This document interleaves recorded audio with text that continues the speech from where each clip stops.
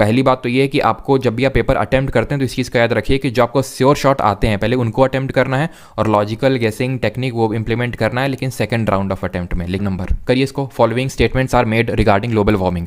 वैश्विक तापमान के संबंध में निम्नलिखित कथन दिए गए हैं, इन पर विचार करिए। ठीक है, अब जो चीज़ मैंने आपको 3 मार्च फर्स्ट शिफ्ट में पहले पेपर को सॉल्व करते वक्त सिखाई थी उसको इंप्लीमेंट करिए। ग्लोबल वार्मिंग के यहाँ पे रिगार्डिंग लंबे लंबे स्टेटमेंट लिखे हुए हैं, पढ़िए और इनको अटेम्प्ट करिए। तो यहाँ पे मैंने आपको पहले लेक्चर में क्या सिखाया था भाई? Look for data, fact, extreme keyword. मैंने आपको ये बताया था कि अगर कहीं पे एक्सट्रीम कीवर्ड दिए हुए हैं जैसे कि ओनली, जैसे कि ऑल, जैसे कि ऑलवेज, हमेशा, सिर्फ यही, सभी, ये क्या होते हैं? Extreme keyword.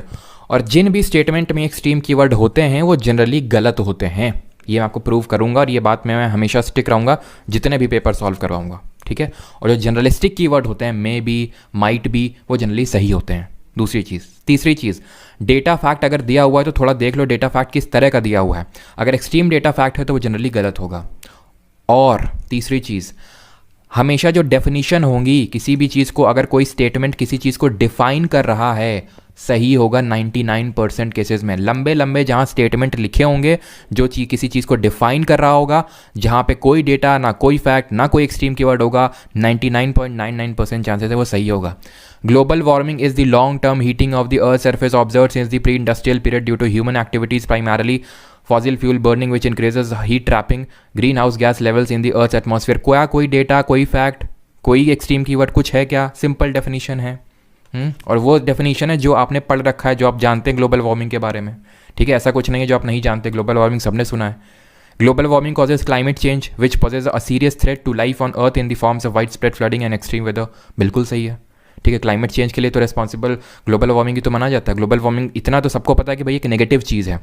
ठीक है, और वही चीज़ बोला जा रहा है। ये भी एक तरह के डेफिनेशन है। कोई यहाँ पे डेटा, एक्सट्रीम कीवर्ड या फिर फैक्ट नहीं दिया हुआ है। आंसर होगा option number C, both A and B. Simple question है।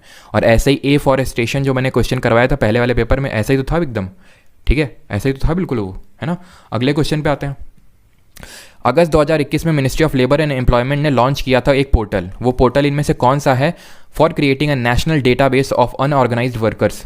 ठीक है, यानी अगस्त 2021 में श्रम एवं रोजगार मंत्रालय ने असंगठित श्रमिकों का राष्ट्रीय डेटाबेस बनाने के लिए डैश पोर्टल लॉन्च किया। सुपर इजी क्वेश्चन है। कैसे? देखो, ministry of labour and employment ने किया है। लेबर मतलब श्रम, एम्प्लॉयमेंट मतलब रोजगार।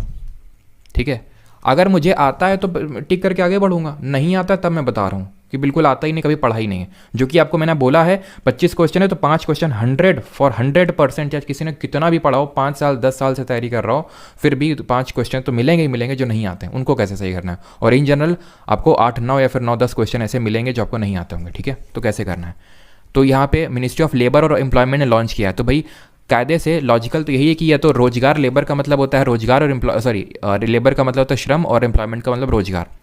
किस लिए ऐप लॉन्च किया है या फिर किस लिए पोर्टल लॉन्च किया है? To create a database of unorganized workers. Unorganized workers कौन होते हैं? जो अनऑर्गेनाइज सेक्टर में काम करते हैं। और अनऑर्गेनाइज सेक्टर क्या होता है? जहाँ पे कोई रूल्स रेगुलेशंस नहीं होते हैं कि क्या वर्किंग कंडीशंस होंगे, क्या वर्किंग आवर्स होंगे, क्या पेंशन वगैरह, क्या लीव का, कुछ नहीं होता है। अब ये तो मैंने बस आपको बताने के लिए बताया, नहीं तो नहीं भी पता है, कोई दिक्कत नहीं है।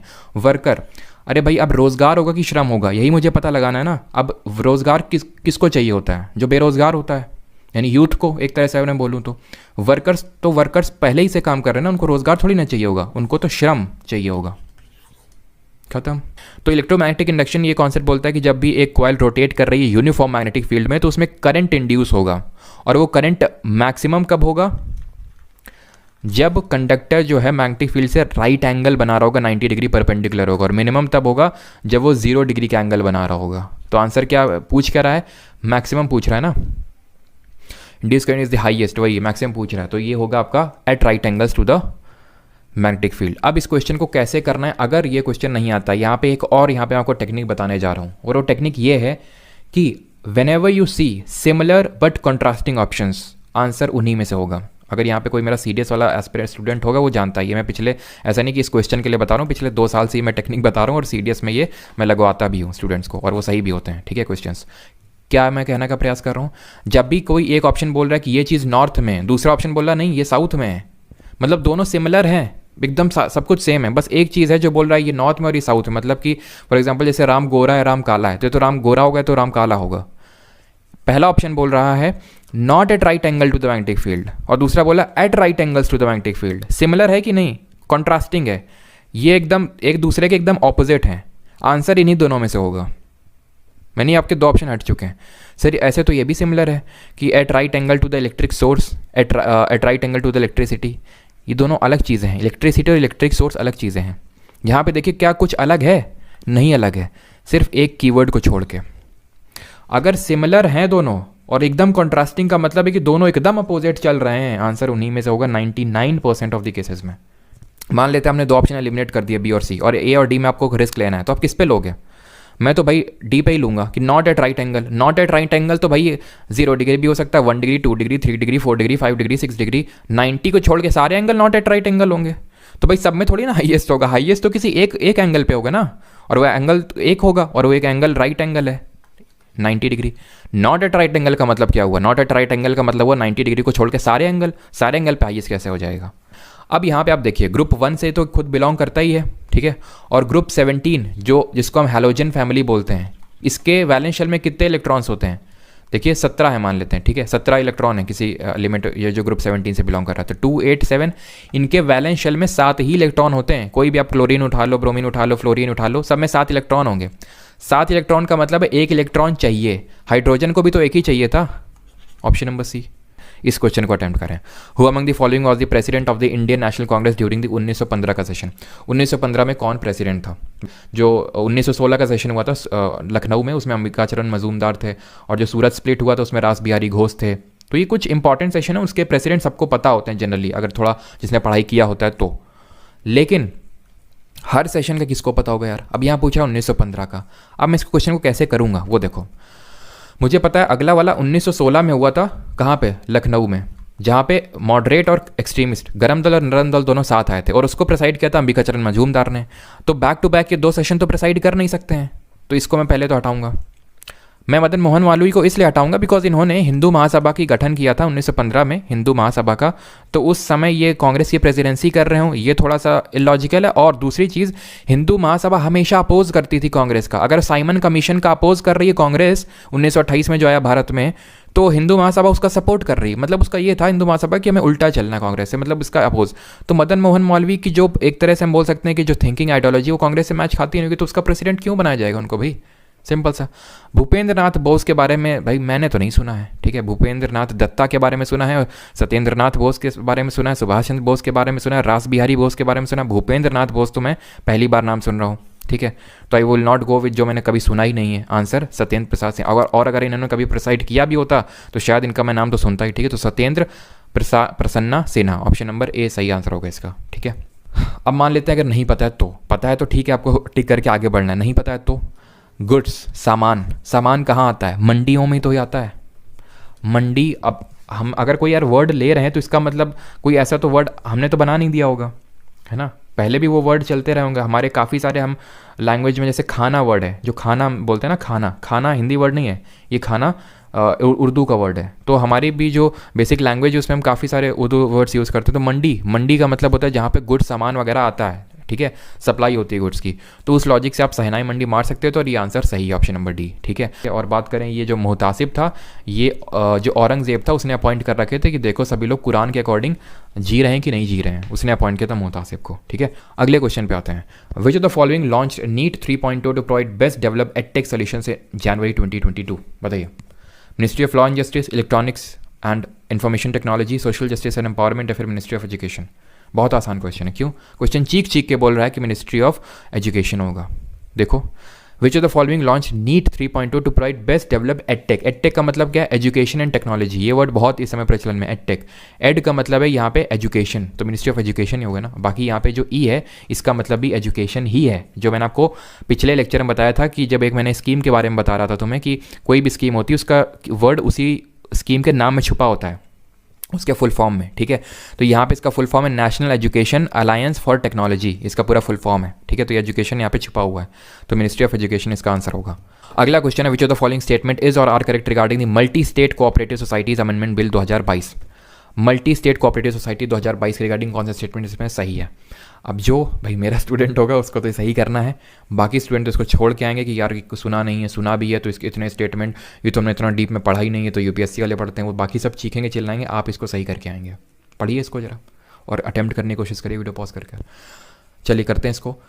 The Lok Sabha referred this bill to the joint committee of the parliament comprising 21 members from the lower house and 10 from the upper house. अब देखो इस तरह क्वेश्चन में क्या है, करेक्ट पूछ रहा है ना, यानी कि ये बात तो तय है कि 2 स्टेटमेंट तो पक्का सही है कि नहीं।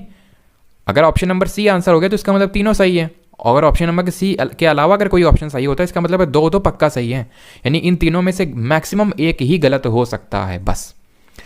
The bill also proposed this to establish a cooperative education authority to bring electoral reform. कितना सोफिस्टिकेटेड स्टेटमेंट है, कितना जनरलिस्टिक स्टेटमेंट है, कितना सेल्फ एक्सप्लेनेटरी स्टेटमेंट है, without any data, without any fact, without any extreme keyword. बी गलत नहीं हो सकता है, ठीक है मेरी अनुराधा गलत नहीं हो सकती, तो ऑप्शन नंबर डी यहाँ पे ए और ये वाला नहीं हो सकता क्योंकि बी तो सही होगा ही होगा। The bill also has a section 63A that relates to establishment of the Cooperative Rehabilitation, Reconstruction and Development Fund for Revival of Sick Multi Self-Explanatory Statement। खुद ही पूरा एक्सप्लेन कर रहा है, जनरली ऐसे स्टेटमेंट गलत नहीं होते, नहीं सी भी गलत नहीं होगा, सी भी सही होगा। हटा दो इसको ऑप्शन नंबर ए को। अब मुझे ए पे जाना है, क्या मैं ए को सही मानूं या गलत मानूं। The Lok Sabha referred this bill to the joint committee of parliament comprising 21 members from the lower house, यानी लोअर हाउस का मतलब क्या हुआ, Lok Sabha, and 10 from the Rajya Sabha.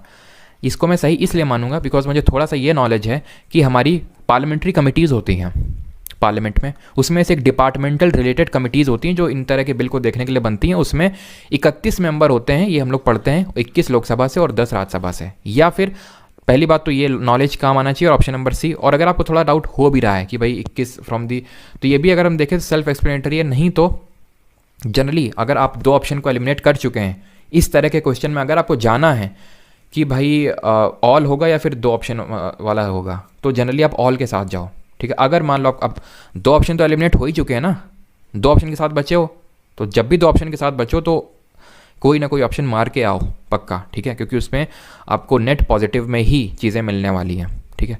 तो यहाँ पे अब मुझे जानना है कि भाई बी और सी होगा या फिर ए बी सी तीनों होगा, तो गो विथ कि ए बी सी तीनों होगा अनटिल अनलेस कि आप बहुत ही कोई एक्सट्रीम कीवर्ड उसमें देखते हो या फिर कोई ऐसा फैक्ट देख लेते हो जो आपको एकदम पच नहीं रहा है, ठीक है। अगले क्वेश्चन पे आते हैं 21 मैच द कॉलम। तो यहाँ पे सीजन लिखा हुआ और वो month according to the Indian calendar, जैसे आप सुनते रहते हैं चैत, सावन, जेठ, आषाढ़, तो ये सब आप सुनते रहते हो, ठीक है। अब भाई जिसने भी सुना होगा ढंग से, ठीक है, जो मम्मी लोग बोलती रहती हैं तभी बोला जाता है, जो बड़े बुजुर्ग बोलते हैं ध्यान से सुनना चाहिए उसको। तो अगर आप सुनते रहे होंगे, जिन्होंने सुना होगा, जिनका पेपर होगा, तो उन्होंने सही किया होगा, नहीं तो गलत किया होगा। अब ग्रीष्म का मतलब क्या होता है, गर्मी। वर्षा का मतलब क्या होता है, वर्षा का मतलब होता है बारिश, ठीक है। बारिश कब होती है, सावन में, श्रावण में बारिश होती है, होती कि नहीं, इतना तो यार सबको पता होगा, सावन में बारिश होती है, सावन भादो, ठीक है, सावन भादो में जो बोला जाता है। सी का यानी 3 होगा, अगर सी का 3 होगा तो ये तो होगा नहीं, है कि नहीं, तो यहाँ पे सी का 3 है, ठीक है। और डी का 2 है, डी का 2 अपने आप हो गया, मुझे जानने की ज़रूरत नहीं है, यानी शरद ऋतु हो गई, अश्विन और कार्तिक, ठीक। अब गर्मी कब होती है, चैत बैसाख में, फिर जेठ आषाढ़ में। बोलते हैं ना जेठ आषाढ़ में भयंकर गर्मी पड़ती है, जेठ आषाढ़ में, ठीक है। तो यहाँ पे बी का होगा 4, ठीक है, बी का होगा यहाँ पे 4, तो बी का 4 है ऑप्शन नंबर ए में, तो 1 4 3 2, ठीक है। यानी कि ए का वसंत होता है चैत वैसाख में। आई थिंक अभी जो चल रहा है मार्च का महीना, ये सब चैत वैसाख का ही महीना है, ठीक है। और जो इसके बाद आएगा वो होगा जेठ आषाढ़, उसके बाद सावन, ठीक। पहला जो हमने पेपर सॉल्व किया था उसमें भी आईसीआर ऐसा ही क्वेश्चन था, आईसीआर के इंस्टीट्यूट्स दिए हुए थे और उसके हेडक्वार्टर से मैच करना था। बताइए, arid horticulture, cotton research, rice research, horticulture. बताइए, हॉर्टिकल्चर जिन लोगों को नहीं पता, हॉर्टिकल्चर मतलब फल, फूल, सब्जी, ये से संबंधित होता है हॉर्टिकल्चर से, ठीक है। बताइए इसका आंसर क्या होगा। अब देखो, मुझे सबसे आसान कौन सा लग रहा है, ऑप्शन पहला वाला लग रहा है, एरिड। एरिड मतलब सूखा। सूखा कहाँ पे होता है, अब यहाँ पे हिंदी में भी आप देख सकते हो, ये हिंदी में लिखा हुआ है, ठीक है। तो यहाँ पे एरिड कहाँ पड़ता है, एरिड रीजन्स कहाँ पे है, राजस्थान में, और राजस्थान का एक जगह लिखा हुआ है। ऐसे ही तो हमने किया था पिछला वाला, ऐसे ही किया था ना, वह उसी लॉजिक से कर रहे हैं यहाँ पे। तो यहाँ पे पहला वाला सही होगा, यानी ए का 1 होगा, ए का 1 होगा, तो मैं इनको पहले हटा सकता हूँ, नहीं ए का 1 होगा, ठीक है। यानी और चारों ऑप्शन चीख के बोल रहे थे कि ए का या तो 1 होगा या तो 4 होगा। खुद ही देख लो, सारे ऑप्शन चीख के बोल रहे हैं कि या तो ए का 1 हो गया 4 होगा। अब मैं सूखा कहाँ दर्शाऊँ, बीकानेर राजस्थान में कि बेंगलुरु में। बेंगलुरु तो एक ऐसी जगह जहाँ हमेशा एक तरह से बारिश होती रहती है क्योंकि समुद्र के किनारे है, है कि नहीं। तो यहाँ पे एरिड वाला लॉजिकल सी बात है, बीकानेर के साथ चिपकाऊंगा, ख़त्म हो गया। और अपने आप बी का 2 निकल आया, यानी कॉटन रिसर्च अपने आप नागपुर में पड़ गया ये तो। अब मुझे राइस और हॉर्टिकल्चर देखना। राइस को मैं बेंगलुरु में ले जाऊँगा या फिर कटक में, मैं कटक के पास ले जाऊँगा, उड़ीसा के पास, क्योंकि मुझे पता है कि चावल वगैरह ईस्टर्न इंडिया में बहुत खाया जाता है, बिहार उड़ीसा यहाँ पे बहुत चावल दबा के खाया जाता है। तो साउथ इंडिया में आंध्रा और तमिलनाडु यहाँ बहुत खाया जाता है, और यहाँ पे बहुत खाया जाता है बिकॉज यहाँ प्रोडक्शन बहुत ज़्यादा होता है, बिकॉज यहाँ पे अच्छा खासा वो कंडीशंस है उस चीज़ की। ठीक है, तो आंसर क्या होगा, सी का 3 ऑप्शन नंबर ए। आसान था कि नहीं क्वेश्चन, आसान था, देख लीजिए। ठीक है, और जुगाड़ कैसे लगाते हैं वो मैं आपको बता चुका हूँ। उसी के साथ स्टिक रहूँगा कि एक्सट्रीम कीवर्ड वाले जो स्टेटमेंट होते हैं ओनली, ऑल, ऑलवेज, जनरली गलत होते हैं। जर्नलिस्टिक वाले जो कीवर्ड वाले स्टेटमेंट होते हैं मे, माइट बी, ये सही होते हैं। फिर जहाँ पे भी डेटा या फिर फैक्ट लिखा हो वहाँ पे थोड़ा सा आपको अलर्ट हो जाना है, और अगर बहुत एब्सर्ड डेटा लिखा हो उसको फिर एनालाइज करना है थोड़ा रीजनिंग पर्सपेक्टिव से कि क्या ये डेटा बहुत ज़्यादा एब्सर्ड है या फिर ठीक है। अगर ठीक है तो स्टेटमेंट सही, और अगर नहीं है तो स्टेटमेंट गलत। अब ये सब करते हुए अगर हम 5 क्वेश्चन भी, मैं ये नहीं कर रहा हूँ कि आप 100% सारे क्वेश्चन एकदम उड़ा दोगे या फिर 100% जगह ट्रिक काम कर जाएगी, लेकिन ये मैं डेफिनेटली बोल सकता हूँ कि 90% जगह तो बिल्कुल काम करेगी ही करेगी। 5 क्वेश्चन अगर आप अटेम्प्ट करते हैं, उनमें से मान लेते हैं 2 भी गलत हो जाते हैं, 3 भी सही होते हैं, तो मुझे बताने की ज़रूरत नहीं है नेट में आपको क्या मिलेगा, पॉजिटिव कि नेगेटिव। ठीक है, तो उसमें कोई वो नहीं है। और नहीं आपको सीखना है तो वो आपकी वो है कि नहीं भाई हम तो देखेंगे ही नहीं, हम तो नॉलेज में, और ये मुझसे लिखवा के ले लीजिए सारे क्वेश्चन 25 में से कभी हो ही नहीं पाएगा। चाहे जितना ज्ञान ले लो, चाहे सिविल सर्विसेज के एस्पिरेंट को बिठा दो कि वो ज्ञान के बेसिस पे, नॉलेज के बेसिस पे कर देगा, हाँ वो इस बेसिस पे करेगा क्योंकि उसने ऑप्शन एलिमिनेशन यूपीएससी के पढ़ते वक्त चीज़ें कर रखी हैं। ध्यान से करना, पहला ही स्टेटमेंट वाला क्वेश्चन टपक गया। Which of the following statement is और are correct regarding changes to Atal pension Yojana scheme done in 2022। तो कुछ चेंजेस किए गए हैं अटल पेंशन योजना स्कीम में, उसके रिगार्डिंग स्टेटमेंट है। अब यहाँ पे लाइव क्लास तो चल नहीं रही है, तो वीडियो पॉज करो और देखो कि क्या है जो अभी मैंने आपको पहले लेक्चर्स में जो चीज़ें सिखाई थी उसको इंप्लीमेंट करो। चलो मैं पढ़ता हूँ, अगर मैं अटैम्प्ट करूँगा, मुझे नहीं पता है क्वेश्चन, मैंने अटल पेंशन योजना स्कीम जो आई थी, अगर आप ये एक्सपेक्ट कर रहे हैं कि उसका एक एक प्रोविजन पढ़ना पड़ेगा तो गलत हैं आप। वो आपसे ये टेस्ट नहीं कर रहा, नॉलेज आपका T1 में टेस्ट कर चुका कि आप कितना रट सकते हैं। अब थोड़ी सी समझ भी चेक कर रहा है आपकी वो, ठीक है, कि चीज़ों को रीजनिंग पर्सपेक्टिव से भी देख सकते हैं कि नहीं, कि कोई भी अंडरस्टैंड बोल के आपको चला गया और आपने मान लिया। According to the new criteria, any citizen who is or has been an income taxpayer shall not be eligible to join Atal Pension Yojana after 1 October 2022। ठीक है, पता नहीं। Subscribers would receive the guaranteed minimum monthly pension of 1000, 2000, 3000, 4000, 5000 age of for the age of 10 years. अब इसी 5 जाके मैं 6000 कर दूंगा, तुम्हें पता चलेगा क्या कि तुमने इतना ढंग से पढ़ा होगा। अगर मान लेते हैं तुमने एक एक प्रोविजन पढ़ा भी होगा, ठीक है, अच्छी बात है पढ़ा है, लेकिन तुम्हें पता चलेगा 6000 में कर दूंगा, नहीं पता चलेगा। As per the new rule, subscribers can make contributions to Atal pension Yojana on a monthly basis only. यहाँ मेरा दिमाग खटकेगा, सिर्फ मंथली बेसिस पे ही कर सकते हैं। पहला स्टेटमेंट आप बोल रहे हैं कि इनकम टैक्स पेयर वाले एलिजिबल नहीं होंगे, मतलब कि इसका मतलब क्या है, इनकम टैक्स भरते हैं मतलब कि अमीर हैं थोड़ा सा, यानी कि अमीर लोग एलिजिबल नहीं, गरीब वाले हैं। और गरीब वालों के लिए कह रहे हो नहीं नहीं नहीं, मंथली भरोगे, मंथली ही तुम्हें जमा करना पड़ेगा। ऐसा कंट्रीब्यूशन, अगर तुम्हें पेंशन चाहिए तो मंथली कंट्रीब्यूशन देना होगा। हम 6 महीने 1 साल वाला, ऐसे कोई गवर्नमेंट स्कीम बनाएगा क्या? कि भाई एक तो गरीबों के लिए बना रहे हैं और नहीं उसमें आप मंथली बेसिस पे नहीं कर सकते, उसमें मंथली बेसिस पे ही करना है। अगर मंथली बेसिस पे नहीं किया तुम्हारे लिए स्कीम नहीं है। गरीब लोगों के पास तो भाई ऐसे ही पैसा आता है ना कि इकट्ठा करके कभी आ गया 6 महीने में, 2 महीने में, तो ये मंथली बेसिस पे ही होगा ओनली। ये स्टेटमेंट गलत होगा। और अगर तीसरा वाला स्टेटमेंट गलत हो गया, इसको आप यहाँ पे एक सेकेंड, हाँ, तो इसको आप ABC करके भी लिख सकते हो, ठीक है। ये A को मान सकते हो, B को मान सकते हो और ये C मान सकते हो, ठीक है, ABC। तो यहाँ पे अगर C वाला गलत हो गया, ख़त्म, इसी को पकड़ना था बस। SSC आपसे ये एक्सपेक्ट करता है कि आप थोड़ा सा लॉजिकली सोच सकें। Which scientist suggested that the magnet must also exert an equal and opposite force on the current carrying conductor. किस वैज्ञानिक ने सुझाव दिया कि चुंबक को भी धारावाही चालक पर समान और विपरीत बल लगाना चाहिए? Faraday, ampere, Henry Gilbert. मुझे पता है हेनरी गिलबर्ट का शायद ही आप में से किसी ने नाम सुना हो। फैराडे का नाम सुना होगा और एम्पियर का नाम सुना होगा। एम्पियर के बारे में आप ये जानते होंगे कि जो करंट की यूनिट होती है वो एम्पियर होती है ना। और थोड़ा सा यहाँ पे करंट की बात हो रही है। बाकी अगर बात करें माइकल फैराडे की, तो अगर आपने पढ़ा होगा तो इनके रिगार्डिंग आपने इलेक्ट्रोमैग्नेटिक इंडक्शन में पढ़ा होगा, इलेक्ट्रोमैग्नेटिक इंडक्शन, ठीक है। तो इसका आंसर होगा option number B, Andre Marie Ampere. थोड़ा सा इस लॉजिक से कर सकते थे अगर आपने पढ़ा है तो बिल्कुल। इसमें मैं ये नहीं बोल रहा हूँ कि नहीं सारे क्वेश्चन लॉजिक से बनाने हैं, आपको पहले पढ़ना है उसके बाद जो है लॉजिक का भी यूज़ करना है, ठीक है। तो यहाँ पे इस लॉजिक की भाई इनके बारे में कभी सुना नहीं। फैराडे ने जो है इलेक्ट्रोमैग्नेटिक इंडक्शन का खोज किया था। एम्पियर करंट की यूनिट होती है, ठीक है। तो इस वजह से उससे रिलेट करके थोड़ा सा आप यहाँ पे कर सकते थे। अगर अगेन स्टेटमेंट वाला क्वेश्चन आ गया, अटेम्प्ट करिए, ठीक है। इसी में तो डर लगता है ना आपको, स्टेटमेंट वाले कैसे करेंगे। Identify which of the following statements are correct. पहचानिए कि निम्नलिखित में से कौन सा कथन सही है। Hindustan Copper Limited was incorporated on 9 November 1967। भाई किसी को नहीं पता होगा कि भाई ठीक है 1967 पता भी होगा 9 नवंबर को ही बना था, ये तो किसी को नहीं पता होगा, ठीक है। वो बात अलग है कि आपने कभी गलती से ऑब्जर्व कर लिया कि 9 नवंबर को आपका बर्थडे होता है तो आपको वो चीज़ याद रह गई।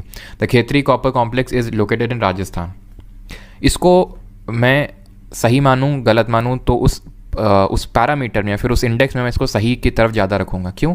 क्योंकि मुझे पता है जो खेतरी कॉपर माइन है, कॉम्प्लेक्स की मुझे बात नहीं है, ये मैंने आपको पढ़ाया भी था, वो राजस्थान में, ठीक है। मैंने आपको 2 कॉपर की पढ़ाई थी, तो मलजखंड पढ़ाया था एमपी में और एक खेतरी पढ़ाया था कॉपर में, खेतरी राजस्थान में। तो ये इसको मैं सही मानूँ, मैं ये नहीं बोलूँ 100%, लेकिन बिल्कुल इसके 90% से भी ज़्यादा चांसेस है कि सही होगा, ठीक है। यानी 2 तो होगा ही होगा। अगर 2 तो होगा ही होगा तो नहीं ऑप्शन नंबर डी नहीं हो सकता। एटलीस्ट ये बात तो तय है कि मैंने एक ऑप्शन को एलिमिनेट कर दिया है। The headquarters of mineral exploration consultancy limited is located इन जयपुर। सही मानो या गलत मानो है। मिनरल्स, खनिज, ठीक है, चाहे वो कोल हो चाहे आयरन हो, ये सब ज़्यादातर कहाँ देखने को मिलते हैं बताइए।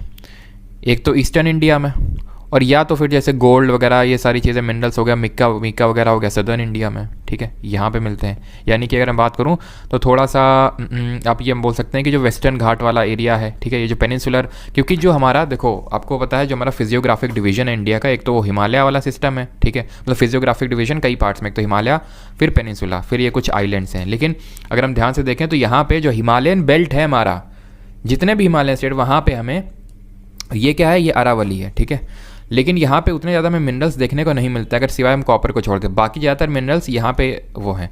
तो उस सेंस से तो मैं बिल्कुल नहीं जाऊँगा। अगर कल को ये बोलता कि एरिड रिसर्च इंस्टीट्यूट ये सब कुछ ऐसा बोलता जो राजस्थान से रिलेट करती वो चीज़, तो मैं उसके साथ जाता। लेकिन अगर मैं बात करूँ मिनरल की तो मेरा दिमाग यही जाएगा कि हाँ भाई ये तो ईस्टर्न या तो सदर्न इंडिया में होगा। जयपुर में तो इतने मिनरल्स हैं नहीं, क्योंकि कोई भी चीज़ अगर कहीं पर इस्टेब्लिश किया जा रहा है किसी का हेडक्वार्टर, तो वो है कि भाई उसके लिए वो फेमस होगा। कुछ एक्सेप्शंस हैं बिल्कुल, नो डाउट, लेकिन अगर मुझे एक ऑप्शन के साथ जाना है तो इसको मैं गलत मानूंगा, ठीक है। अगर 3 गलत है, अगर 3 गलत है तो अपने आप पहला वाला आंसर हो जाएगा, बिकॉज ये क्वेश्चन खुद बोल रहा है कि या ज़्यादा से ज़्यादा एक ही स्टेटमेंट गलत हो सकता है। बस ये सारे ऑप्शन क्या बोल रहे हैं, ज़्यादा से ज़्यादा एक ही तो स्टेटमेंट गलत हो सकता है, एक से ज़्यादा तो गलत कोई हो ही नहीं सकता। हो सकता है तीनों सही हो या फिर एक गलत होगा, तो यही गलत हो सकता है, ठीक है। आंसर यहाँ पे ऑप्शन नंबर है और एक्चुअल में है, ठीक है। निम्नलिखित में से किसका गठन भारतीय संविधान के अनुच्छेद 280 के तहत किया गया है। Advocate general, CVC, finance commission या फिर national commission for women. CVC और ये तो भाई कॉन्स्टिट्यूशनल बॉडी ही नहीं है, तो आर्टिकल की तो बात ही नहीं आती है। आर्टिकल तो तब होगा ना जब कोई कॉन्स्टिट्यूशनल बॉडी होगी। अरे भाई संवैधानिक संस्था का मतलब क्या होता है, उसका कोई संविधान में अनुच्छेद है, ये तो है ही नहीं, तो संविधान में अनुच्छेद की बात ही नहीं आती। कौन सा अनुच्छेद है तो दूर की बात है। एडवोकेट जनरल हर कोई जानता है भाई, अनुच्छेद नंबर 76 में 76 में बचा क्या, फाइनेंस कमीशन वित्त आयोग। In India which of the following statement is true about the national investment fund. Bharat में राष्ट्रीय निवेश कोष के संबंध में निम्नलिखित में से कौन सा कथन है सही है। ये 2005 में क्रिएट हुआ था, don't know. 75% of its annual income was to be used for schemes promoting health, education and employment, don't know. It was dissolved in 2018. इसे 2018 में भंग कर दिया गया था। बताइए अब अगेन यहाँ पे आप क्या लॉजिक लगा सकते हैं। ये 2 स्टेटमेंट में तो भाई कोई श्योरिटी आप बता नहीं सकते कि भाई ये रिसेंट में तो कोई क्रिएट हुआ नहीं है, लेकिन 2018 में इसको भंग क्यों कर दिया गया होगा, क्या हुआ ऐसा 2018 में भंग, क्या क्या हुआ था। 5 ईयर प्लान एक तरह से भंग हो गए, ख़त्म हो गए, नहीं होते हैं अब, ठीक है। 2000 कब हुए थे ये 14 में। प्लानिंग कमीशन भंग हो गया 2014 में, क्यों, क्योंकि 2014 में मोदी सरकार आई थी, मोदी गवर्नमेंट आई थी, तो उसने जो भी उसको सही नहीं लग रहा था जो कांग्रेस के टाइम से चल रहा था उसको उसने 2014 में ख़त्म कर दिया। तो अगर मैं उस सेंस से जाऊं कि अगर ख़त्म किया भी होगा, मान लेते हैं कि कांग्रेस के टाइम की ये आपका नेशनल इन्वेस्टमेंट फ़ंड है, तो ख़त्म किया होगा तो भाई 2014 में ख़त्म किया होगा, 2018 में क्या लॉजिक है उस चीज़ को ख़त्म करने का। और एक्चुअल में ये स्टेटमेंट है आपका गलत, और बाकी जो पहले और दूसरे स्टेटमेंट है ये हैं आपके सही। Option number 3 only statement 1 and 2 2005 में क्रिएट हुआ था। और इसमें एक्चुअली है क्या कि जो भी गवर्नमेंट आपका डिसइन्वेस्टमेंट करता है, डिसइन्वेस्टमेंट क्या होता है, अपने स्टेक्स जैसे PSUs वगैरह होते हैं ना, PSU मैंने आपको समझाया था, पब्लिक सेक्टर यूनिट्स क्या होते हैं ये वो होते हैं जहाँ पे गवर्नमेंट की मेजर शेयर होल्डिंग होती है। तो अगर गवर्नमेंट अपनी मेजर शेयर होल्डिंग को बेचता है तो उसको बोलते हैं डिसइन्वेस्टमेंट, ठीक है। उससे जो पैसा आएगा उसका जो 75% है हम इन चीज़ों पे जो सोशल चीज़ें हैं, हेल्थ, एजुकेशन, एम्प्लॉयमेंट, उनमें खर्च करेंगे, ठीक है। और वही ना, आप स्टेटमेंट वाले क्वेश्चन से डरते हैं, लेकिन एक्चुअल में अगर आप मुझसे पूछें, फिर आप किसी भी ऐसे UPSC टाइप बंदे से पूछें, तो उसको स्टेटमेंट वाले क्वेश्चन से मज़ा आता है। क्यों? क्योंकि वहाँ पर स्कोप बढ़ जाता है क्वेश्चन ना आने पर भी क्वेश्चन सही करने का, ठीक। चलिए इस क्वेश्चन को करते हैं। लिस्ट 1 है यहाँ पे, Arjun award, Dronacharya award, regular Dronacharya award, life time Dronacharya award, ठीक है। अब हमने 3 मार्च का जो पेपर सॉल्व किया था उसमें मैचिंग का क्वेश्चन ऐसे स्पोर्ट्स से था, ऋषभ पंत, सूर्य कुमार यादव, बिना जाने उसको क्वेश्चन को किया था, ठीक है। क्या आप इस क्वेश्चन को कर सकते हैं ऐसे? देखते हैं। ये तो सबको पता होगा, अर्जुन अवार्ड दिया जाता है भाई स्पोर्ट्स पर्सन को, ये तो सबको पता होगा ना, जो बढ़िया स्पोर्ट्स पर्सन होता है। और द्रोणाचार्य अवार्ड किसको दिया जाता है? कोच को दिया जाता है। 3 द्रोणाचार्य, यानी सारे कोच को ही मिले होंगे। मुझे इतना पता है सीमा यहाँ पे पूनिया होगा, ठीक है, ना कि ठीक है, सीमा पूनिया जो है वो प्लेयर हैं, इतना तो मुझे पता है, कोच नहीं है भाई, प्लेयर हैं, ठीक है। आपको बताना है भाई कौन से स्पोर्ट्स से ये बिलोंग करती हैं, तो ये तो मुझे पता है कि ये प्लेयर हैं, यानी इनको, सीमा पूनिया को अर्जुन अवार्ड ही मिला होगा। सिंपल, मुझे नहीं पता है भाई किसको मिला है, लेकिन मुझे इतना पता है कि सीमा पूनिया को अर्जुन अवार्ड ही मिला होगा, क्योंकि ये प्लेयर हैं। कोच वाला अवार्ड थोड़ी ना इनको मिल जाएगा, तो यानी ए का तो 2 होगा ही होगा, ठीक है। तो इसको हटाओ और इसको हटाओ, ए का तो 2 होगा ही होगा। अब बचा क्या यहाँ पे कि Dronacharya award regular, life time, और यहाँ पे सिंपल द्रोणाचार्य अवार्ड। एटलीस्ट आपके 2 ऑप्शन एलिमिनेट हो गया। अब अगर आप गेस भी करेंगे तो 50% चांस है कि आपका आंसर सही होगा। बाकी अगर हम बात करें ध्यानचंद अवार्ड, अगर आपको ये पता था कि ये मिला है आपके जो अश्विनी अकुंजी हैं, तो आपका पूरी तरह से आंसर सही आ जाता, भले आपको द्रोणाचार्य अवार्ड रेगुलर और लाइफ टाइम वाला नहीं पता था तो भी, ठीक है। ऑप्शन नंबर डी, निम्नलिखित में से कौन सा 1897 में खोजा गया पहला B विटामिन था? फोलेट, बायोटिन, राइबोफ्लेविन या फिर थायमिन? आपको ये पता है विटामिन B के 8 कॉम्प्लेक्सेस हैं, B1, B2, B3 ऐसे सोन करके B12 तक हैं 8 कॉम्प्लेक्सेस। अब ये पूछ रहा है कि सबसे पहला 1897 में कौन डिस्कवर किया था। तो आपको ये लगता है कि कुछ स्टूडेंट दिल पे ले लेते हैं, नहीं अब तो हम जो है पेपर देते देते ही मतलब एकदम से कि नहीं, अब जो है हम घर जाएंगे और इस बार का जो अटैम्प्ट है उसमें ये तक पढ़ डालेंगे कौन सा विटामिन किस साल डिस्कवर हुआ था, ठीक है। और बस आपने अपनी नींव खोदना फिर से स्टार्ट कर दी वहीं से। नींव को नहीं बोलेंगे, अपनी मतलब वो क्या बोलते हैं उसको, वर्ड नहीं आ रहा है, अपनी कब्र खोदना फिर से आपने स्टार्ट कर दिया। क्यों? वो आपसे ये एक्सपेक्ट नहीं कर रहा है, वो आपसे ये एक्सपेक्ट कर रहा है कि आप थोड़ा सा लॉजिकल सोचें। पहला विटामिन जो डिस्कवर हुआ होगा वो तो विटामिन B1 ही होगा ना। ऐसा तो है नहीं पहले वाले का नाम B3 रख देंगे, B2 रख देंगे या फिर B12 रख देंगे। पहले वाले का नाम B1, जो दूसरा मिला होगा उसका B2, ऐसे करके नाम रखा होगा ना। तो B1 को क्या बोलते हैं? थायमिन। B2 को बोलते हैं राइबोफ्लेविन। तो आंसर क्या हो जाएगा? ऑप्शन नंबर डी, खत्म। Which option correctly represents the countries in decreasing order of HDI as released in September 2022? तो ह्यूमन डेवलपमेंट जो इंडेक्स होता है उसको अवरोही क्रम में रखना है, यानी कि जिसने सबसे अच्छा परफॉर्म किया है उसको सबसे पहले रखना है, जिसने सबसे बेकार परफॉर्म किया उसको सबसे बाद में रखना है। बताइए, करिए इसको जरा अटेम्प्ट। कर लिया आपने वीडियो पॉज करके? अब जैसे अगर मान लो मैं करता, मुझे बिल्कुल ना आता, ठीक है। वैसे तो ठीक है, आपको पता होगा ये अगर आपने करंट में न्यूज़ पढ़ा होगा, लेकिन मान लेते हैं नहीं अपने आपको है, या फिर आपको डाउट है, कुछ भी है, या फिर बिल्कुल भी नहीं आता, तो कैसे करेंगे? तो ये मेरा सिंपल क्या लॉजिक जाएगा कि भाई मैंने जितने आज तक रिपोर्ट पढ़े हैं, मैं किसको टॉप पे देखता हूँ? जो आपके नॉर्डिक कंट्रीज़ है। नॉर्डिक कौन सी कंट्रीज़ होती हैं? नॉर्डिक कंट्रीज़ वो जो नॉर्थ पोल वाली हैं, जिसमें कि नॉर्वे आता है, फिनलैंड आता है, डेनमार्क आता है, स्विट्ज़रलैंड आता है, ये सारी कंट्रीज़ ही तो टॉप में होंगी, इससे तो एग्री करोगे ना। नाइजर कैसा देश है? अफ्रीकन देश तो सबसे नीचे रहता है, ये भी तुम जानते होगे। तो भाई ये वाला तो ऑप्शन हो नहीं सकता है। जापान के बारे में इतना जानता हूँ कि ये बस हेनली पासपोर्ट जो इंडेक्स आता है उसमें हमेशा टॉप करता है हर बार, लेकिन बाकी इंडेक्स में तो नहीं।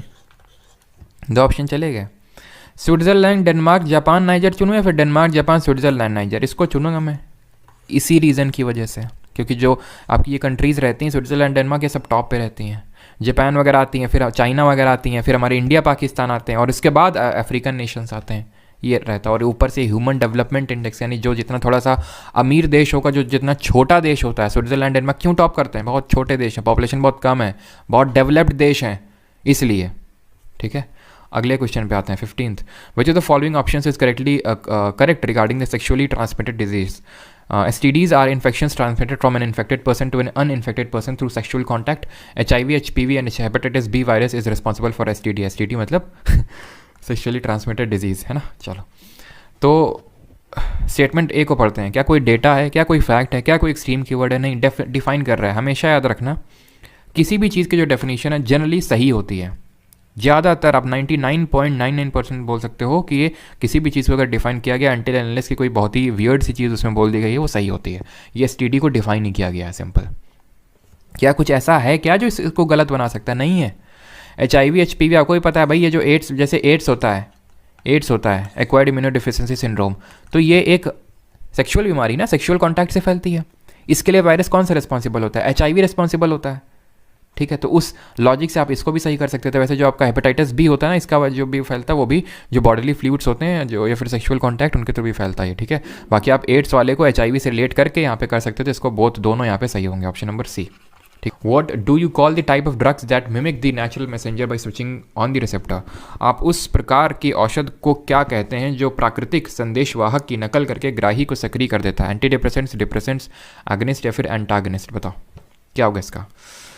तो एंटी या फिर एंटो जो वर्ड है, पहली बात क्वेश्चन है टफ, जो लॉजिक है, टेक्निक है, जुगाड़ है, काम करेगा बहुत कम, लेकिन फिर भी क्या कर सकता है वो बता रहा हूँ। ये मत दिल पे कुछ बच्चे ले लेते हैं, कुछ लोग ले लेते हैं कि नहीं ऐसे कैसे, मतलब ऐसे कैसे हो जाएगा। तो मैं बस तरीका बता रहा हूँ कि ऐसे सोचा जा सकता है। ठीक है, तो एंटी एंटा जो वर्ड है, ये किसी चीज़ के अगेंस्ट में, किसी चीज़ को नलीफाई करने के लिए, जैसे कि एंटी डिप्रेसेंट, जब डिप्रेशन होगा तो एंटी डिप्रेसेंट लेंगे।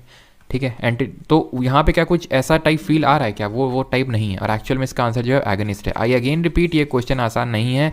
अगर थोड़ा सा लगता है तुरंत छोड़िए क्वेश्चन को, ये गलती मत करिए। जब ना कोई बोला था कि अगर वो मैंने गलती ना करी होती भाई, ठीक है, तो और नंबर बढ़ सकते थे। तो यही है कि फर्जी की गेसिंग नहीं करनी है। ये जो अभी कर रहे थे वो लॉजिकल है, जो नॉलेज गैदर किए हैं उसका यूज़ करके उसको सॉल्व कर रहे हैं। अक्कड़ बक्कड़ बम्बे बोल नहीं कर रहे हैं यहाँ पे हम। ठीक है, तो इसको सीधा स्किप करिए। वैसे आंसर इसका एगनिस्ट होगा। Identify a type off season that is not a part of the 4 seasons of India. उस प्रकार के मौसम की पहचान करें जो भारत के 4 मौसमों का हिस्सा नहीं है। Cold weather season, hot weather season, south west monsoon season या फिर साउथ ईस्ट मानसून सीजन? बहुत आसान क्वेश्चन है। ठंड वाला एक, हमारे भारत में कितने सीज़न होते हैं? एक ठंडी वाला है, गर्मी वाला, एक बरसात वाला। ठंडी, गर्मी, बरसात, तो ये भी तो बरसात है। ऐसी बरसात होती नहीं है। साउथ वेस्ट मानसून होता है, तो मैं पढ़ा भी चुके हैं ना, साउथ वेस्ट डायरेक्शन से आता है। और एक मानसून होता है नॉर्थ ईस्ट मानसून होता है, जिसको रिट्रीटिंग मानसून बोलते हैं। साउथ ईस्ट मानसून करके तो कोई मानसून नहीं होता है। ठीक है, तो आंसर यहाँ पे ऑप्शन नंबर डी होगा। कौन सा नहीं है ये पूछ रहा है। ठीक है, तो following statements are correct regarding the benefits of the retired president of India. तो इनमें से कौन सा स्टेटमेंट सही है रिगार्डिंग जो रिटायर्ड प्रेसिडेंट को, एक जो राष्ट्रपति सेवानिवृत्त हो चुका है, उसको क्या क्या यहाँ पे फ़ायदे मिलते हैं, लाभ मिलते हैं?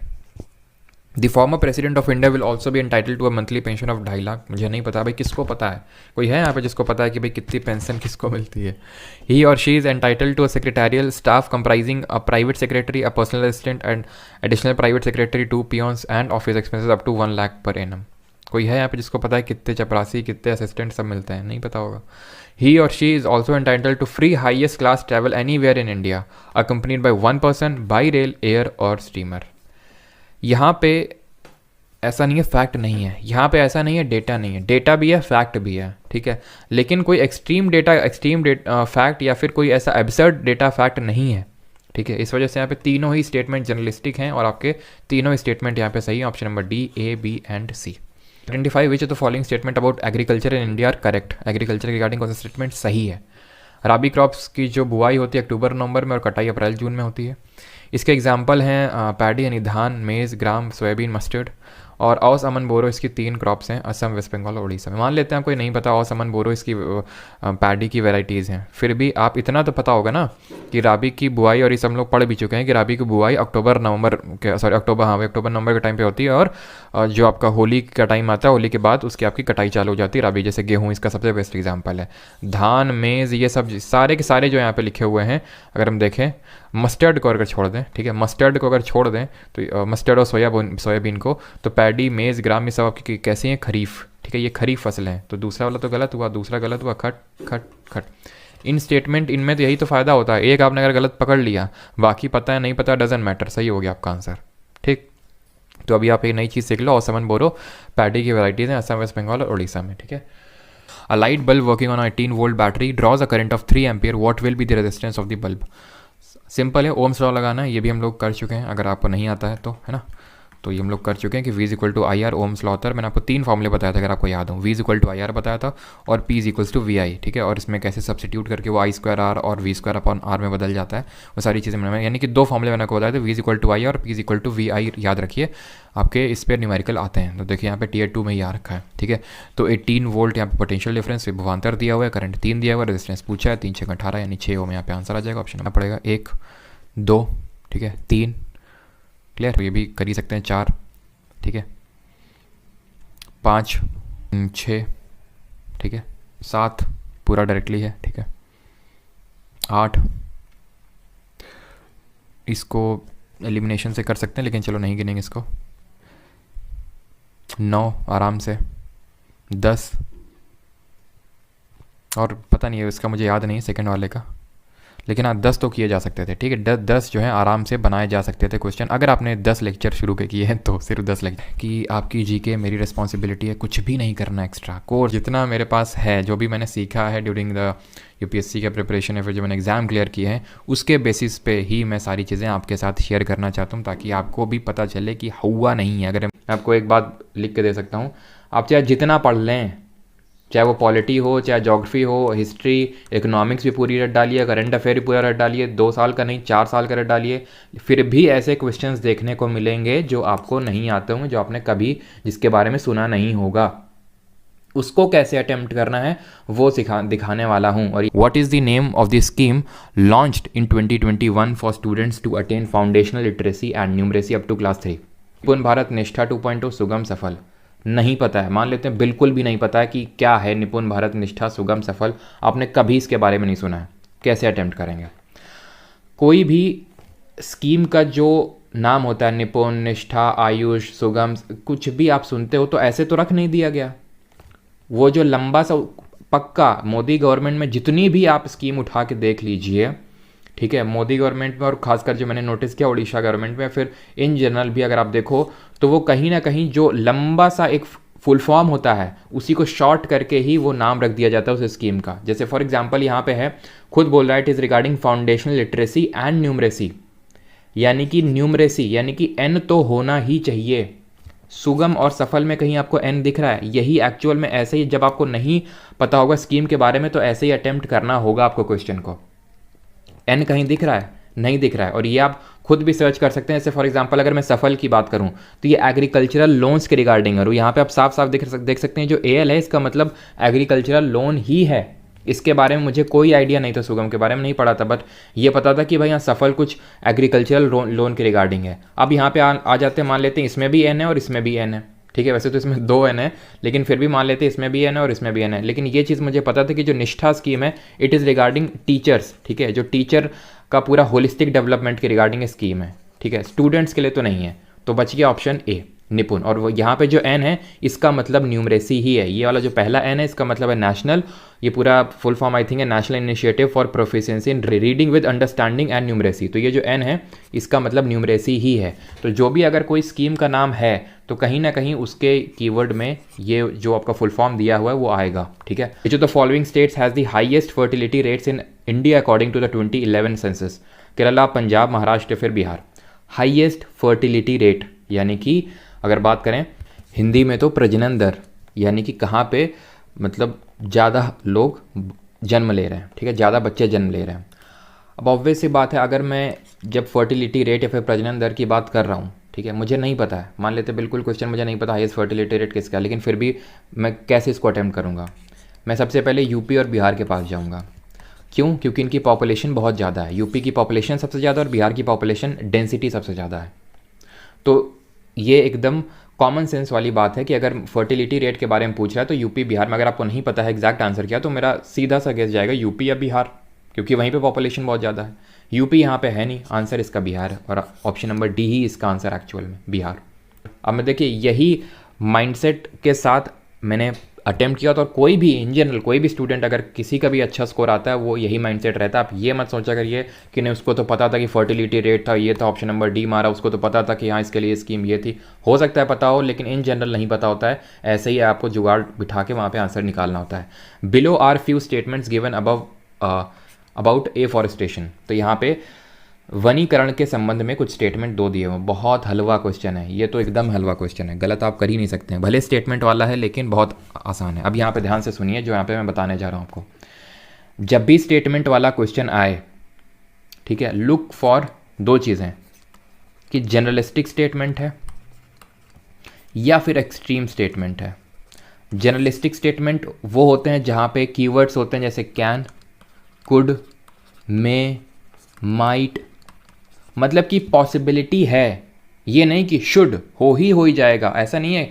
अगर एक्सट्रीम कीवर्ड क्या हो सकते हैं? एनी, ठीक है, नन, ऑल, नेवर, ये सब क्या होते हैं? एक्सट्रीम कीवर्ड्स होते हैं। और एक्सट्रीम कीवर्ड वाले जो स्टेटमेंट होते हैं वो जनरली गलत होते हैं। जनरलिस्टिक कीवर्ड वाले जो स्टेटमेंट होते हैं वो सही होते हैं 99.99% चांसेस में। एफॉरेस्टेशन कुड प्रिवेंट फ्लडिंग, वनीकरण जो है वनीकरण से बाढ़ को रोका जा सकता है। अब एफॉरेस्टेशन एक पॉजिटिव चीज़ है कि नेगेटिव चीज़ है? ऑब्वियस सी बात है पॉजिटिव चीज़। तो पॉजिटिव चीज़ करने के कॉन्सिक्वेंसेस क्या होंगे? पॉजिटिव होंगे। नेगेटिव के नेगेटिव होंगे। अब फॉर एग्जांपल अगर आप पुशअप्स मार रहे हैं डेली तो उसके कॉन्सिक्वेंसेस पॉजिटिव होंगे, सुट्टा मार रहे हैं उसके कॉन्सिक्वेंसेस नेगेटिव होंगे, ठीक है। तो एफॉरेस्टेशन एक पॉजिटिव चीज़ है, तो बिना डाउट के साथ इसको मैं सही मानूंगा। क्या यहाँ पे कोई ऐसा डेटा, कोई फैक्ट लिखा हुआ है जो इसको गलत कर सकता है? नहीं लिखा हुआ है। Afforestation can balance our ecosystem, ठीक है। और ये ऐसा मत समझिएगा कि यहाँ पे कुछ स्टेटमेंट लिखा हुआ है, ठीक है। इन जनरल जो, क्योंकि मैंने आपको पहले ही बताया कि जो भी अब यूपीएससी वाला एस्पिरेंट होता है, यूपीएससी का जो सिविल सर्विसेज का पेपर होता है ना, या फिर इन जनरल जो कोई भी पेपर आप उठा के देख लो, 30 से 40% से ज़्यादा किसी को नहीं पता होता है। इसके ऊपर ऐसे ही खेलना पड़ता है, ठीक है। और सीजीएल मेंस में भी स्टेटमेंट वाले क्वेश्चंस इंट्रोड्यूस किए गए हैं, तो आपको ऐसे ही खेलना पड़ेगा। मैंने आपको जैसे बताया कि 25 क्वेश्चन आ रहे हैं, मैं गारंटी के साथ बोल रहा हूँ कि 7 से 8 क्वेश्चंस ऐसे होंगे जो आपने ना देखे होंगे ना सुने होंगे जनरली, ठीक है, ज़्यादातर स्टूडेंट्स के लिए। तो उनको आपको ऐसे ही अटेम्प्ट करना पड़ेगा। In 1962 who published the history of ocean basins which outline the theory of how tectonic plates could move, later called sea floor spreading. Sea floor spreading theory किसने दी थी? शॉर्ट में बस ये पूछ रहा है, ठीक है। इनका नाम मैंने कभी नहीं सुना था, इनका नाम मैंने कभी नहीं सुना था, वेगनर। और ये मुझे जो भी इंपॉर्टेंट थ्योरीज हैं उनको किया जा सकता है। जैसे वेगनर की है थ्योरी कॉन्टिनेंटल ड्रिफ्ट थ्योरी, ठीक है, कॉन्टिनेंटल ड्रिफ्ट थ्योरी। तो ये आपका काम बनता है जब आप कोई भी पीवाईक्यू लगाएं, फिर किसी चीज़ के बारे में पढ़ें, ठीक है, तो आप बाकी जो ज्योग्राफिस्ट हैं, फिर जिन्होंने भी जो ऑप्शंस में दिए हुए उन्होंने क्या थ्योरी दी है उसके बारे में आपको पता होना चाहिए। इसका आंसर होगा हैरी हेस, ठीक है। Identify a class of compounds that has a functional group OH। बहुत आसान सा क्वेश्चन है। अल्कोहल इसका आंसर होगा। अल्कोहल का फंक्शनल ग्रुप OH होता है। एथेन जो कि एक एल्केन है, आपको पता है ना। इसमें आपका कोई फंक्शनल ग्रुप नहीं होता है, बस फॉर्मूला होता है इसका एल्केन का आइडेंटिफाई करने के लिए CnH2n+2, ठीक है। इसका कोई फंक्शनल ग्रुप नहीं होता है। कीटोन आपको पता है COO है ना, ये फंक्शनल ग्रुप होता है। अल्डिहाइड होता है CHO, ठीक है। अच्छा आप बताइए कि एसिड का फंक्शनल ग्रुप क्या होता है? एसिड का जल्दी से कमेंट सेक्शन में। अगले क्वेश्चन पे आते हैं। Match the following. यहाँ पे मैचिंग का क्वेश्चन है। बॉक्साइट, मिका, कोल, कॉपर, और यहाँ पे लोहारडागा, भीलवाड़ा, झुंझुनू, झरिया, ठीक है। अब इसको कैसे अटेम्प्ट किया था मैंने? देखो मुझे इतना पता था झरिया झारखंड में और ये कोल के लिए फेमस है, यानी सी का तो 4 होने वाला है। ये नहीं हो सकता, ये नहीं हो सकता। यहाँ वहाँ पे जब पेपर अटेम्प्ट कर रहे हैं ऐसे ही करिए पेपर को अटेम्प्ट, तुरंत ऑप्शंस को काटिए। जो भी चीज़ श्योर है कि ये तो होगा ही होगा या फिर ये होगा नहीं होगा, ये तो बिल्कुल मैं पक्का हूँ, तो उसको आप ऑप्शंस को एलिमिनेट करिए। अब ये मुझे पता था जो कॉपर और मीका है, ठीक है, ये मध्य प्रदेश और राजस्थान, जैसे मीका राजस्थान में काफ़ी होता है, कॉपर भी मध्य प्रदेश और राजस्थान में काफ़ी होता है, ठीक है। भीलवाड़ा और झरिया, सॉरी झरिया तो हो चुका झारखंड में, भीलवाड़ा और झुंझुनू ये दोनों राजस्थान में। लोहारदागा को मुझे इतना पता था कि ये भाई यहाँ पे तो नहीं, राजस्थान में कहाँ है एक्चुअल मुझे नहीं पता था, फिर मैंने बाद में आके सर्च किया था कि तो ये झारखंड में ही है, ठीक है। लेकिन ये मुझे पता था कि भीलवाड़ा और झुंझुनू तो भाई राजस्थान में है, यानी मीका और कॉपर तो भीलवाड़ा और झुंझुनू के साथ ही जाएंगे, यानी बी और डी 2 और 3 के साथ ही जाएंगे। बी और डी 2 और 3 के साथ जाएंगे। यहाँ पे जा रहे हैं, देखिए यहाँ पे 2 है, यहाँ पे 3 है, यहाँ पे देखिए 2 और 3 के साथ नहीं जा रहे हैं, डी जो है 1 के साथ चला गया, तो ये होगा नहीं, बचा क्या, ऑप्शन नंबर सी। ये अटेम्प्ट ऐसे मैंने किया था इसको, ठीक है। लोहारदागा एक्चुअल में झारखंड में है, ये मुझे नहीं पता था, ठीक है। बॉक्साइट किसकी ओर होती है, एल्यूमिनियम की। ऋषभ पंत, जसप्रीत बुमराह, सूर्य कुमार यादव, श्रेयस अय्यर। अब देखिए इस क्वेश्चन को कैसे अटेम्प्ट करना था अगर आपको बिल्कुल भी नहीं पता था तो, ठीक है। जसप्रीत बुमराह बेस्ट बैट्समैन की कैटेगरी में आएंगे कि बेस्ट बॉलर की कैटेगरी में आएंगे, इतना तो यार सबको पता होगा कि ये बेस्ट बॉलर की कैटेगरी में आएगा, नहीं बी का तो 2 होगा। 2 ऑप्शन उड़ गए साफ साफ, ये 2 ऑप्शन को मैं हटा सकता हूँ, ठीक है, क्योंकि जसप्रीत बुमराह तो बॉलर के साथ आएंगे, तो बी का 2 हो गया। ए का 1 होगा, एक सेकेंड, ए का तो 1 होगा अपने आप, तो ए का मुझे दिमाग खर्च करने की जरूरत नहीं कि ऋषभ पंत किसके साथ जाएंगे, अपने आप बेस्ट बैट्समैन का खिताब मिल गया in test matches for the year 2022, अपने आप इनको खिताब मिल गया। सी का 4 होगा, डी का 3, या फिर सी का 3 होगा, डी का 4, बताइए। सूर्य कुमार यादव को मैं वनडे इंटरनेशनल के साथ ले जाऊं या फिर T20 के साथ, और श्रेयस अय्यर को वनडे के साथ या फिर T20 के साथ, बताइए। सूर्य कुमार अभी आप देख ही रहेंगे ऑस्ट्रेलिया के साथ बैक टू बैक 3-0 इन्होंने स्कोर किए हैं वनडे में, लेकिन T20 में क्या धमाल मचाते हैं आपको ही पता है, ये सबको पता है कि भाई सूर्य कुमार यादव जो शॉर्ट कैमियोज होते हैं उसके लिए काफ़ी मतलब पॉपुलर है T20 मैचेस में, तो ऑब्वियस ये बात है सी को मैं ले जाऊंगा 4 के साथ, ऑप्शन नंबर सी। कुछ भी आपको नहीं पता था, बेस्ट बैट्समैन बॉलर खिताब किसको क्या मिला, फिर भी आसानी से जस्ट कॉमन अंडरस्टैंडिंग से इस क्वेश्चन को किया जा सकता है। In which year was the Doppler effect discovered by Austrian scientist Christian Doppler that describes the change in frequency of any kind of a sound this. मुझे नहीं पता था क्वेश्चन, क्योंकि ईयर एकदम स्पेसिफिक याद करना रटना बहुत मुश्किल होता है, ठीक है, और शायद ही किसी को आई थिंक पता होगा, और ये मुझे तो बिल्कुल नहीं पता था, ठीक है। आंसर इसका I think option number C था 1842, ठीक है। लेकिन ये मैंने अटैम्प्ट किया था, ठीक है, क्योंकि सोच गया था मैं 25 में 25 मारूंगा, ठीक है, और यही मेरी गलती भी थी, ठीक है। Which article of the constitution of India lays down that an Indian citizen has the right to use any restaurant, road और पब्लिक प्लेस। ये भी आसान क्वेश्चन है। 17 बात करता है अस्पृश्यता का उन्मूलन यानी कि अनटचेबिलिटी। 14 बात करता है राइट टू इक्वालिटी, और इक्वालिटी 2 तरह की, equality before law and equal protection of laws, 2 तरह की इक्वालिटी की बात करते हैं। 16 आपको पता है इक्वालिटी इन टर्म्स ऑफ और इन मैटर्स ऑफ पब्लिक एम्प्लॉयमेंट। बचता क्या है, आर्टिकल नंबर 15, जिसपे कि एक मूवी भी बनी थी आई थिंक, है ना, रिसेंट में, और यही बात करता है कि कोई भी restaurant, public place, road, bathing ghat, इन यहाँ पे डिस्क्रिमिनेशन नहीं हो सकता। जो भी आप एक तरह से पब्लिक प्लेसेस हैं वहाँ पे डिस्क्रिमिनेशन आप नहीं कर सकते हैं, only on the ground of religion, race, caste, sex and place of birth. इन मैटर्स में जो है डिस्क्रिमिनेशन नहीं हो सकता, ये आर्टिकल नंबर 15 बोलता है, ठीक है। 16 में बस एक चीज़ और जुड़ जाती है एंड दैट इज़ डिसेंसी, ठीक है, डिसेंट। बाकी तो जो अभी मैंने बताया religion, race, caste, sex, place of birth, वो 16 में भी सेम है, ठीक है। With the 2022 amendments to the Indian constitution which of the following communities have been granted the scheduled tribes status by the government of India. Narikoravan community, Hatti community, Kadu Kuruba community, कपो community. ये मुझे बिल्कुल idea नहीं था, ठीक है, और ये भी मैंने गेस मारा था, गलत हो गया था। आंसर इसका ABC होगा, ठीक है, ABC होगा, ऑप्शन नंबर ए। बाकी ये मुझे बिल्कुल नहीं आता था, ठीक है। अगले क्वेश्चन पे आते हैं 17th। In India which of the following is not an objective of the national manufacturing policy. अब जिन्होंने इसको अटैम्प्ट नहीं किया था अटैम्प्ट करिए, मैं चाहता हूँ आप अटैम्प्ट करें और फिर जो यहाँ पे मैं आपको सिखाने वाला हूँ उसको सीखने का प्रयास करिए, बिकॉज आप तभी उस चीज़ को अंदर समझ पाएंगे या फिर ले पाएंगे जब आप खुद से इसको अटैम्प्ट करेंगे, अपना दिमाग लगाएंगे। तो अगर जिसने अटैम्प्ट नहीं किया तो प्लीज़ मैं चाहूँगा वीडियो पॉज करिए, थोड़ा सा टाइम दीजिए और इसको अटैम्प्ट करिए। चलिए देखते हैं कैसे मैंने इसको अटैम्प्ट करके सही किया। जर्नलिस्टिक स्टेटमेंट हमेशा सही होता है, तो मैं एकदम पहले होता है ना कि जो सबसे आसान ऑप्शन पे आप पकड़िए, जो सही हो ही सकता है या फिर जो गलत होगा ही होगा, तो उसको आप पकड़िए। To enhance global competitiveness, domestic value addition, technological depth and environment sustainability of growth. ये मुझे 100% श्योरिटी थी, गलत हो ही नहीं सकता है। अब आपको हो सकता है कि ना समझ में आ रहा हो कि क्यों मुझे लग रहा था कि क्यों ये गलत हो ही नहीं सकता है, क्योंकि इसमें ना तो कोई डेटा है, ना कोई फैक्ट है, ना कोई एक्सट्रीम कीवर्ड है जिसकी वजह से स्टेटमेंट गलत हो सकता है। 100% आई वॉज श्योर कि ये सही है, एकदम सोफिस्टिकेटेड वर्ड्स यहाँ पे लिखे हुए हैं और वो उसको गलत नहीं बनाएंगे।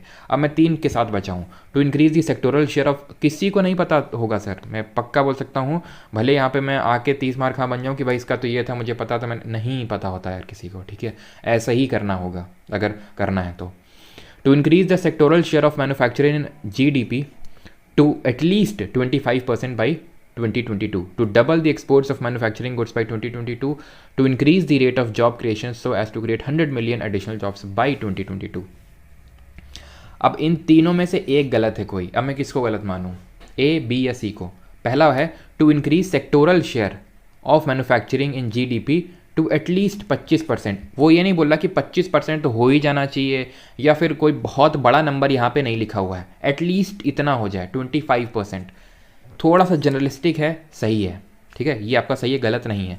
अब B और C में मेरा तो देखो, मैं सिंपल ही देखते समझ गया था B गलत है, क्यों, सीधे लिखा हुआ है टू डबल द एक्सपोर्ट, यानी कि आप ये आई थिंक 2013 में आई थी ये पॉलिसी, ठीक है, आप 7-8 साल में एक्सपोर्ट डबल कर दोगे, बहुत बड़ी और बहुत ही एक्सट्रीम स्टेटमेंट है ये कि एक्सपोर्ट एकदम डबल हो गया आपका 8-9 साल में।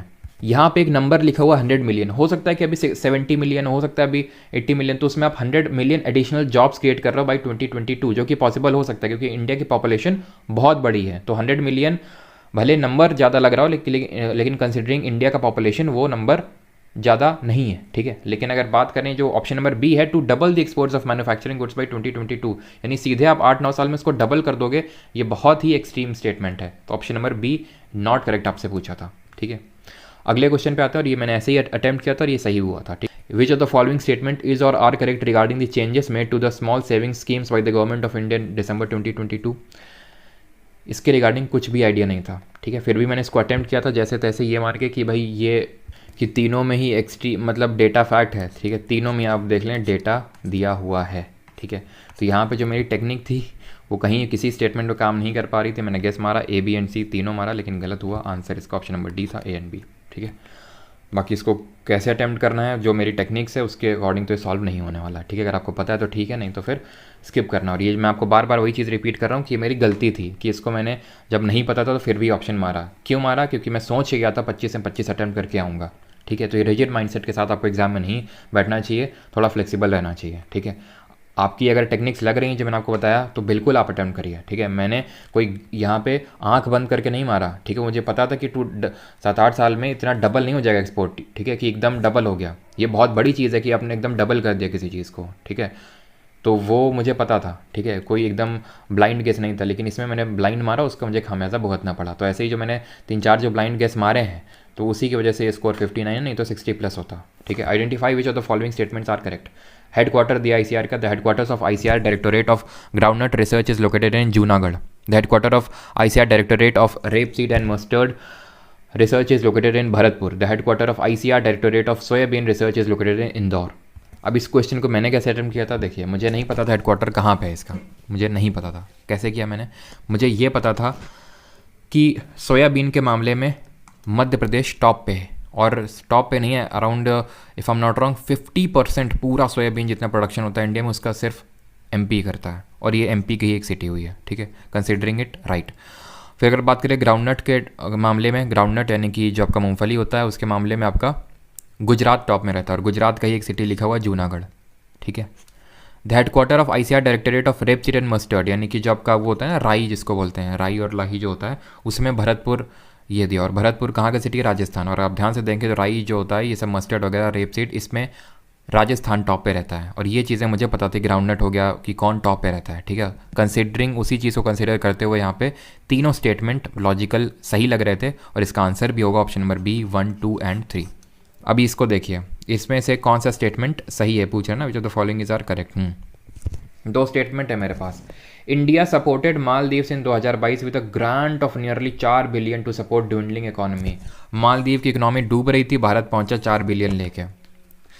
ना तो मैंने मालदीव की इकोनॉमी को डूबने के बारे में सुना, ना तो मैंने सुना कभी कि भाई इंडिया ने किसी कंट्री को इतना $4 बिलियन दे दिया, और ना ही अगर आप सुनते भी हो कि कोई कंट्री, जैसे फॉर एग्जांपल अभी टर्की में भूकंप आया तो टर्की में हमने एड दी ना, एनडीआरएफ वगैरह ये सब भेजी, ऐसा तो है नहीं 4 बिलियन उठा के दे दिए। कोई इंडिया यूएसए और चाइना की तरह डेवलप्ड इकोनॉमी तो है नहीं अभी कि भाई लो भाई हमारा खुद का उतना अभी नहीं है तो हम कैसे किसी को दे देंगे लो 4 बिलियन उठा के। ये सारा काम कौन करती हैं? यूएसए हो गई, चाइना हो गई, ये कंट्रीज़ करती हैं। हम अगर देते भी तो एड या फिर एक तरह से जो सॉफ्ट पावर हम बोल सकते हैं, या फिर जैसे यूएन जो फोर्सेज होती है उसमें सबसे ज़्यादा इंडिया के रिप्रेजेंटेटिव्स हैं तो हम उस मामले में हेल्प करते हैं। लेकिन इकोनॉमिक टर्म्स में 4 बिलियन ये पॉसिबल नहीं है, ये गलत है। और अगर ये गलत है तो ये ऑप्शन और ये ऑप्शन हो नहीं सकता है। India has the highest GDP in dollar terms as compare to Sri Lanka, Bhutan and Bangladesh. तो ये लॉजिकल है और ये मुझे पता भी था, और इसका आंसर होगा option number A, only B.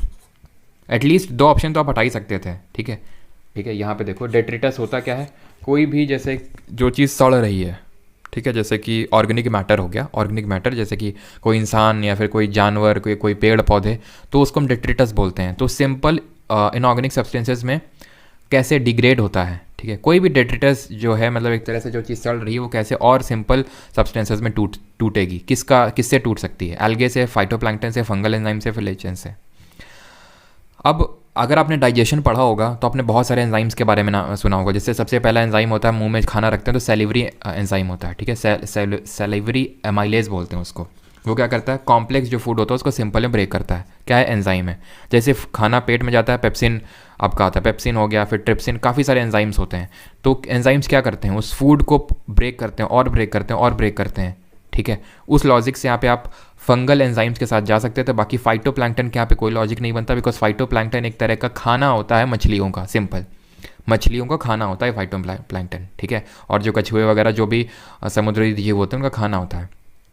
Algae किस तरह से ब्रेक करेगा, ठीक है, लिचन से भी ब्रेक नहीं करेगा। लिचन क्या होता है, ये तो यार एल्गे और फंगस से ही बना होता है ना। और जो आपका लिटमस पेपर होता है ना, लिटमस पेपर, वो लिचन का ही बना होता है। तो आंसर यहाँ पे फंगल एंजाइम्स होगा। तो ये माइंडसेट से आपको इसको क्वेश्चन को सॉल्व करना था। Which group of animals are named because of their spiny skin and have peculiar water driven tube system that they use for moving around? Hemichordata या फिर चोडाटा, जो भी आप बोलो, ठीक है, मैं तो चोडाटा इसको प्रोनाउंस करता हूँ। एस्चेलमिंथिस, एचिनोडर्माटा या फिर मोलस्का। देखो इसके बारे में मुझे कोई आइडिया नहीं था, ठीक है, एस्चेलमिंथिस के बारे में। हेमी जो कोडाटा होता है इसका मुझे पता था कि इट हैज़, ये आपका जो प्लांट एंड एनिमल किंगडम वाला चैप्टर है क्लास 10th की आई थिंक एनसीईआरटी, फिर 9th का, उसमें आपका ये चैप्टर है प्लांट एंड एनिमल किंगडम, और उसमें है, ठीक है। तो सॉफ्ट बॉडी होता है। बहुत लोगों को ये हार्ड चैप्टर लगता है, बहुत टफ चैप्टर, ठीक है, लेकिन उतना भी टफ नहीं है, ठीक है। अगर आप थोड़ा सा इसको ब्रेकआउट करके माइंड मैप के रिगार्डिंग, अगर माइंड मैप बना के अगर आप इसको समझोगे तो बहुत आसान चैप्टर है, ठीक है। तो हेमी जो कोडाटा होता है उसका सॉफ्ट बॉडी होता है, बायलेटरल बॉडी होता है, और सॉफ्ट मतलब मुझे ये पता था कि भाई सॉफ्ट तो होता ही है, बाकी बायलेटरल होता है, सिमेट्रिकल होता है, उससे मुझे कोई लेना देना नहीं, क्योंकि यहाँ पे लिखा हुआ है स्पाइनी और यहाँ पे एकदम सॉफ्ट लिखा हुआ है, सॉफ्ट होता है इसका बॉडी, तो ये तो होगा नहीं।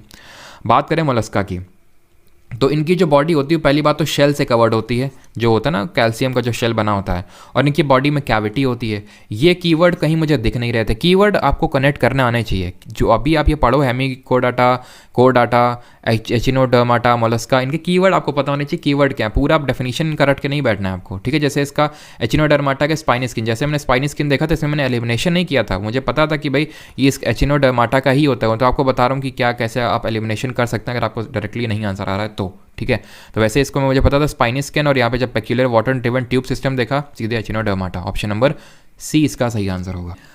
जो भी मैंने चीज़ें बताई, आपने सीखा होगा स्टेटमेंट वाले क्वेश्चन या फिर जो चीज़ें नहीं आती उनको कैसे करना है, उस चीज़ को आपको इम्प्लीमेंट करना होगा। आप डिफरेंट पेपर्स उठा के बैठिए, जो भी सीजीएल मेंस में हुए आपको कहीं से मिल जाएगा। Second thing, never take a blind guess, ठीक है। आपको कभी भी ब्लाइंड गेस नहीं लेना। आपने देखा जो भी मेरे क्वेश्चन गलत हुए, जहाँ पे मैंने ब्लाइंड गेस लिया वही मेरे 4 क्वेश्चंस यहाँ पे गलत हुए हैं। आप ये नहीं बोल सकते कि नहीं सर गेस तो आपने और भी कुछ क्वेश्चंस में लिए, वो ब्लाइंड गेस नहीं था, वो ब्लाइंड गेस नहीं था, ठीक है। हाँ मैंने जो चीज़ें यूज़ की हो सकता है उसमें गलत भी हो जाता, जैसे कि मैंने जो टेक्निक्स यूज़ की, अगर मान लेते हैं मैंने वो 5 क्वेश्चंस में यूज़ की, 2 में भी अगर काम कर गई, कितने मिले?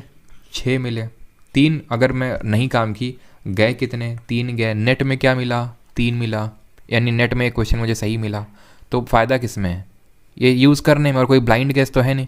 तो बिल्कुल आपको यूज़ करना है, क्यों होगा, लेकिन वो आपके अंदर तभी चीज़ बैठेगी जब आप उसको प्रैक्टिस में लाएंगे तब। और वही है कि आप चाहे जितना नॉलेज इंक्रीज़ कर लीजिए, आपको क्वेश्चन ऐसे देखने को मिलेंगे ही मिलेंगे। और अगर आप इस तरह से क्वेश्चन सॉल्व कर पाएँ जैसे मैंने यहाँ पे सॉल्व करके दिखाया, तो आपका स्कोर अगर मान लेते हैं कि 45 आ रहा है, तो आप उसको 50 प्लस ले जा सकते हैं। अगर 50 आ रहा है तो 55 प्लस ले जा सकते हैं। 55 आ रहा है तो उसको आप 60 प्लस ले जा सकते हैं, और वो चीज़ आप समझ भी पाए होंगे। ठीक है।